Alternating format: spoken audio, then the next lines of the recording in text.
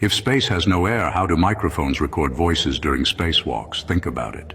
The moment an astronaut drifts outside the International Space Station, we're told they're floating in a vacuum where no air molecules exist. And if no air molecules exist, sound can't travel. Yet somehow, every time we watch those spacewalk videos, we hear perfectly clear voices. Isn't that strange? Imagine the scene. Two astronauts, helmets locked tight, floating above Earth, cameras mounted, Earth glowing blue beneath them. We're supposed to believe a tiny microphone in a helmet somehow beams that voice across 250 miles through the vacuum into receivers on Earth. But if sound can't escape the helmet, isn't the audio trapped inside like yelling inside a sealed jar? Where exactly is that sound traveling? Through invisible wires? Through radio waves?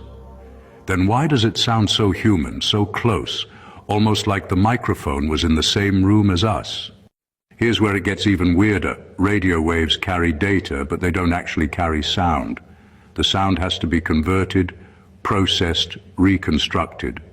Yet when we hear astronauts talking, it doesn't sound reconstructed. It sounds like raw, clean human speech, almost too clean. And ask yourself, if this is happening in the vacuum of space, why can't any telescope zoom in and confirm the communication gear in action? Why do we never see microphones or wires, just helmets floating? And here's the kicker. If you question it, people rush to defend the system with technical jargon, transducers, modulators, frequency shifts. But notice, none of that actually explains the simple problem: sound needs air. And if there's no air, why does it feel like we're hearing their breath, their pauses, their natural tone, as if they're right next to us in a studio booth? Isn't that an oddly cinematic convenience? So the next time you hear spacewalk audio, don't just get swept away by the spectacle.